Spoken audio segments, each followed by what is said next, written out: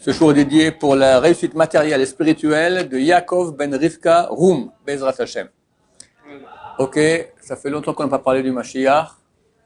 Faut pas vous endormir et croire que y a rien qui se passe, les choses avancent.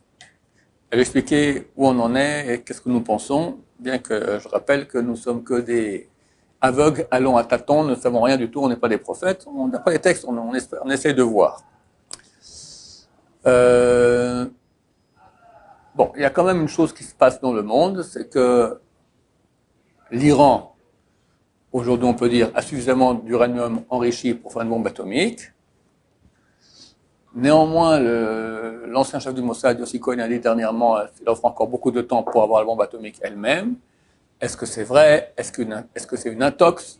D'autres ont dit on est à 2 secondes d'une attaque sur l'Iran, d'autres disent que pas du tout. Je vais d'abord faire parler un peu des textes, c'est plus intéressant, plutôt que de faire des jeux politiques, on va parler un peu des textes. Nous sommes maintenant en 7e année, Shvit. Donc il y a un cycle de 7 années. La 7e année ici en Israël, c'est une année extrêmement sainte, où les travaux de la terre sont interdits, enfin on fait d'ailleurs une série de cours sur le sujet, et il y a une grande sainteté. Il y a des prières, tikkun léa, on fait tikkun léa, on fait pas tikkun rachel, ceux qui se lèvent au milieu de la nuit pour faire, etc., pleurer sur la shrina, donc on fait qu'une partie parce qu'il y a une très grande remontée de la shrina. Et voici que la Gemara, dans le traité Megillah, page 17b, donne pourquoi les raisons de l'ordre des brachot dans la Hamida, Shmona Esrei. D'accord? Shmona Esrei, c'est une 18, en fait il y a 19, parce qu'il y a certaines époques de l'histoire, lorsque les chrétiens commençaient à faire coucou. Alors on a rajouté encore une bénédiction en plus pour demander que Dieu fasse qu'il ne nous embête pas trop. D'accord? Pour être gentil. Alors, il y a en fait 19 brachot, on appelle cette fila Shmona Esrei. Pourquoi est-ce qu'on a d'abord Avot, après Mechayam Metim, après Akel Akadosh, etc. Donc la Gemara, traité Megillah, page 17, elle va expliquer pourquoi. Et là, la 7e brachot, qui est Baruch Hashem, Goël Israël, béni soit-il l'Éternel, qui sauve Israël, qui amène la rédemption à Israël, la Géoula qu'on attend, d'accord, la rédemption.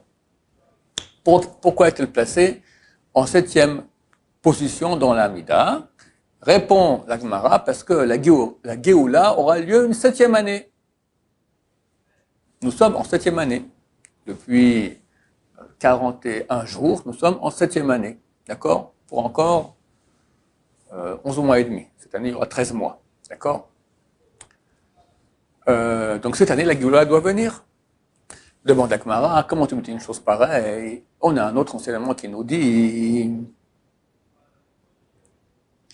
La 6e année, il y a des voix. C'est quoi des voix? Des voix comme quoi le Mashiach doit venir. 6e année, c'est l'année passée. Je crois qu'il n'y a pas un seul rabbin au monde qui n'a pas dit Mashiach, il arrive. Un temps, il y avait le rabbi de Chabad. Dans le monde francophone, dernièrement, c'est moi qui avais pris la place. J'ai commencé un peu à dire que Mashiach, il venait. On était les seuls fous. D'accord? Dès l'année passée, tout le monde a parlé de cela. D'accord? Même qui disait, le rabbin Harouche a dit, je ne parle jamais du Mashiach. Cette année, je vous dis, voilà, il arrive. D'accord? Et d'autres. Ce Shabbat-là, avant la prière, il y a un rabbin Litaï. C'est Ashkenaz très carré, d'accord? J'arrive à la fin de cette rachat pour prier Mincha, et il dit, Mashiach, il arrive. Dans la bouche d'un Litaï, c'est tout à fait anormal, d'accord? C'est fini, ça rend les gens, aujourd'hui, tout le monde en parle. Donc, on a colotte. On a déjà les voix comme quoi Mashiach, il vient.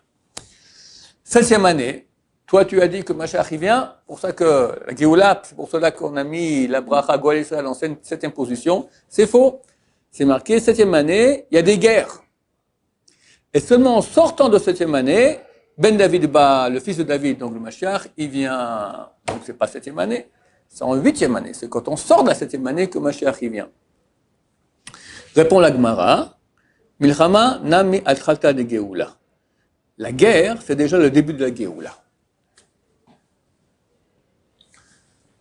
Donc, si cette Gemara se réalise, on n'est pas prophète. Et si vraiment on est la 7e année dans laquelle le Mashiach peut venir chaque seconde, il y a des moments qui sont plus propices. Donc là, on parle de 7e année, c'est déjà la Géoula, et Mashiach vient à la fin.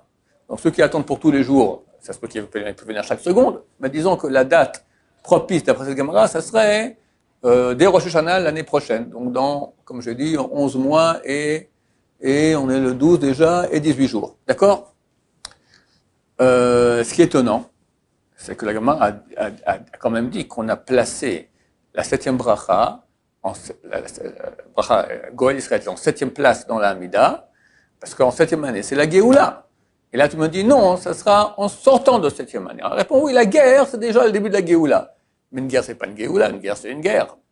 Tout, mais pas ça. La guerre, c'est terrible. D'accord?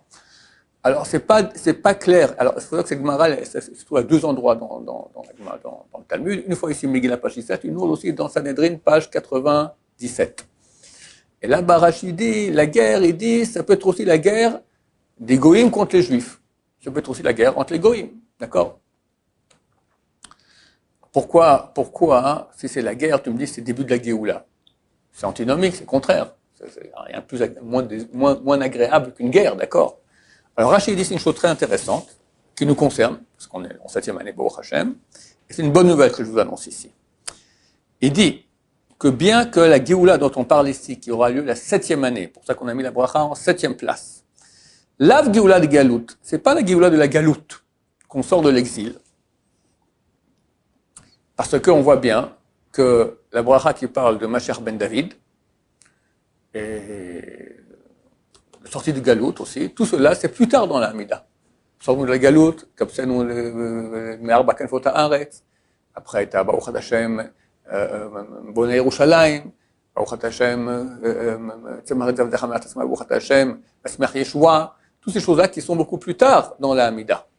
Donc, quand on parle maintenant en 7e place de la Géoula Baruch Hashem, Goël Israël, qui a sauvé Israël, qui sauve Israël, on ne parle pas de cette Géoula qui est finale où tout est terminé, Mashiach Eila est terminé. On parle d'une autre Géoula. Laquelle? Shigalenu Menatzarot, il va nous sauver des malheurs. Abaot Alenu Tamid, qui viennent sur nous sans cesse. Les impôts, l'overdraft, les vaccins, le Covid, les antisémites, qu'est-ce qu'il y a encore? Tous les malheurs, les bombes, les terroristes, les machins, les trucs, tous ces trucs-là qui nous cassent les pieds toujours, fini. En 7e année, ça doit finir. On est en Géoula, on est en rédemption de tous ces malheurs-là. C'est une très bonne nouvelle. Alors, paradoxalement, il doit y avoir une guerre. Alors, qu'est-ce que j'en pense? Écoutez, il faut comprendre qu'on vit des miracles extraordinaires. Bon, l'Iran a bientôt la bombe atomique. Il est impossible qu'Israël laisse l'Iran avoir la bombe atomique. Donc, attaque il y aura, à moins que Dieu fasse autrement. Un tremblement de terre ciblé sur Téhéran, enfin, on peut, Dieu a ses moyens, n'est-ce pas? Mais disons, s'il n'y a pas une intervention divine de ce genre-là, il faut comprendre que si on attaque l'Iran, ou si l'Amérique attaque l'Iran, alors immédiatement, il y a une réponse du Hezbollah en arabe, en hébreu, Hezbollah, d'accord? 150 000 missiles, de très bonne qualité, des grosses charges explosives qui mettent en danger de façon extrêmement grande la vie des citoyens ici en Israël. Et les études disent que si on a dôme de fer, on peut arrêter environ un tiers. C'est même pas clair qu'on a un dôme de fer parce que en Amérique, il y a eu une demande, ça a été refusé, mais ça a de nouveau accepté, mais ça a été repoussé de 5 ou 6 mois, d'accord? Donc si ça a lieu maintenant, on est très mal barré. Très très mal barré. Et j'espère, il y a des avions qui sont passés au-dessus de nos têtes, là, on me demande pourquoi les avions passent aussi en rasement au-dessus de la Yeshiva. Bon, je ne suis pas au QG de l'armée, mais je ne pense pas que c'est un entraînement d'attaque de Téhéran ou des centrifugeuses iraniennes. J'espère qu'ils ne sont pas idiots à ce point-là. Pourquoi? Parce que je pense que c'est un très mauvais moment pour attaquer maintenant l'Iran. Pourquoi? Parce que on est en train, si Hachem, si nos prières ont aidé, et si Hachem a beaucoup de miséricorde et nous aime tellement, je pense qu'il est en train de faire une chose extraordinaire. Le danger du Hezbollah, il est énorme. Or, la semaine passée, il y a une guerre civile qui a commencé au Liban. Donc, il y a 1 an, il y a, dans plein port de Beyrouth, il y a un entrepôt d'explosifs, on peut appeler ça comme ça, du nitrate d'ammonium, d'accord? Alors, soi-disant, c'est des engrais, mais en fait, c'est un bon explosif, d'accord? Ça fait un boom terrible dans Beyrouth, tous au courant. Il y a eu 261 morts, plus des dégâts matériels absolument phénoménaux. Et là, ils sont en train de faire un procès au Hezbollah. Hezbollah a voulu tuer le juge. Le juge s'est enfui, il est extradé en France. La France le protège et il continue à faire son procès. Il juge, d'accord, le Hezbollah depuis Paris. Si le Hezbollah n'était pas content, ils sont venus avec les milices du Hezbollah au palais de la justice, d'accord, et l'armée libanaise est venue à déployer ses tanks, ils sont battus, ils ont tué 6 Hezbollah, plus quelques blessés. Bon, faut espérer que ça continue, parce que si jamais le juge tranche que le Hezbollah est responsable, le Liban décide de ou mettre une grande amende, ou les mettre dehors, d'accord, et qu'il y a une guerre. En fin de compte, que le Hezbollah du Liban est neutralisé par le Liban lui-même, c'est le plus grand cadeau qu'Hachem aurait pu nous faire, à part Mashiach lui-même, d'accord? C'est-à-dire que la menace la plus grande qu'on a, nous, ici, sur nos civils, elle est énorme, cette menace, et les gens ne s'en rendent pas compte, d'accord? Elle est neutralisée. C'est fantastique. Baruch Hashem qui se rend en guerre, voilà, terminé, peut-être c'est ça, les guerres dont on parle ici. Allez-y, et mettez Hezbollah dehors. Le Liban est un pays qui était... Moi, je suis suisse d'origine. On dit que le Liban, c'est la Suisse du Moyen-Orient. Je suis libanais, mon père est né à Beyrouth, d'accord. Et moi, j'étais en 82, j'étais aussi là-bas. C'est un très très beau pays, d'accord. Et il a été complètement bouffé par le Hezbollah. C'est extrêmement dommage. Donc, nous conseillons à nos frères libanais de mettre Hezbollah dehors. Et vous savez, vous, la Suisse du Moyen-Orient, Bezrat Hashem. Quelles sont ces guerres? Alors, il se peut que c'est Israël qui va attaquer l'Iran. J'espère qu'actuellement, non.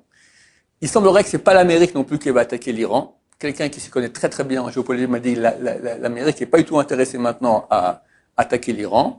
Et il semblerait que Biden a fait un accord avec Poutine, que l'Amérique allait un peu délaisser le Moyen-Orient pour que l'influence russe soit plus grande dans la région. Et c'est vrai qu'on voit qu'ils ont laissé Kaboul, donc l'Afghanistan. C'était un malheur terrible. Très bizarrement, tout à coup, ils se retirent comme ça, laissant du matériel, complètement fou. On sait aussi qu'ils ont retiré pas mal de missiles anti-drones, contre des avions en Arabie Saoudite. Il semblerait qu'ils sont en train de se retirer un peu. Pourquoi? Pour laisser à Poutine, c'est un accord qu'ils auraient eu avec Poutine, laisser une plus grande influence ici au Moyen-Orient pour que Poutine laisse les bras plus libres à l'Amérique face à la Chine. Parce que si aujourd'hui l'Amérique a un grand ennemi, c'est la Chine. La Chine, elle est presque le maître du monde bientôt. Au niveau financier, l'Amérique a des dettes énormes en Chine. La Chine a beaucoup d'or, a beaucoup de dollars. Ils ont une maîtrise énorme. Et ils commencent à s'exciter là.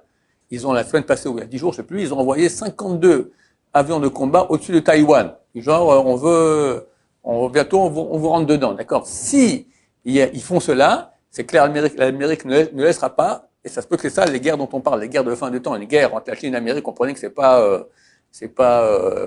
le Yémen, quelques équipes comme ça en train de se dire et de faire pampan l'un sur l'autre. C'est phénoménal ce qui se passe. Je ne sais pas, je ne suis pas prophète. En tout cas, les textes parlent de guerre pour cette année. Si c'est vraiment pour bientôt que Mashiach revient, et on pense que c'est comme ça, il faut savoir aussi qu'il est écrit dans Parashat Azinu, Efes Hatzur ve'Azuv. Mashiach revient quand il n'y aura plus de Hatzur, de personne qui va diriger le peuple, et Azouv, quelqu'un qui va aider le peuple. On a aujourd'hui un gouvernement qui n'est pas un gouvernement, qui n'a aucun plan. Ouais, ils ont une seule chose. On ne veut pas laisser la droite avoir le gouvernement. C'est la seule chose qui occupe leur tête. Rien d'autre. Rien d'autre, absolument rien. Ils font tout de travers, complètement tordus. Et c'est vraiment pas du tout un gouvernement qui veut le bien du peuple, forcément. Ils veulent leur bien, leur siège, c'est tout. Ça correspond au texte qui nous dit que avant que Mashiach revienne, le peuple sera peu dirigé, d'accord, on a plus de direction, ça correspond tout à fait. Donc, on espère que c'est pour bientôt. En tout cas, il ne faut pas se décourager, au contraire, c'est très proche, et bientôt il y aura une très grande lumière, et tout se prépare maintenant. Hachem nous aime, il faut continuer à faire les mitzvot, à faire tchouva, on voit à quel point il fait des choses énormes pour nous, et si on a la chance, peut-être Mashiach reviendra sans effusion de sang, sans rien du tout. Berachamim Dolim, on a trop souffert. J'ai déjà dit que les grands ont déjà dit que c'est fini, on a tout payé ce qu'ils fallait payer dans la Shoah. Ça suffit. J'espère qu'ils ont raison. C'est marqué que 2 tiers de la terre disparaîtront. C'est pas clair, c'est quoi ces 2 tiers de la terre? Il y en a qui disent que la terre, ça c'est la planète Terre, il y en a qui disent la terre d'Israël. Il semblerait que c'est plus ceux qui disent la terre d'Israël qui a raison. Pourquoi? Parce que c'est écrit que 2 tiers vont disparaître, et le dernier tiers, Dieu va l'affiner comme il affine l'argent, il affine l'or. Et il dira, ils m'appelleront, et je dirai, c'est mon peuple. Si on parle maintenant de 2 tiers de la terre, que le tiers qui reste de la terre, c'est la terre, donc c'est les Brésiliens, c'est les Chinois, c'est les Vietnamiens, qu'est-ce qu'ils vont? Ils vont appeler Hachem, Hachem va dire, c'est mon peuple. Ça cloche un peu avec la fin du verset. On espère Hachem que tout cela a déjà passé dans la Shoah, et que Mashiach viendra, à nous renforcer beaucoup. Quand Mashiach vient, c'est terminé. On peut plus avancer, on peut faire tchouva et on va regretter terriblement.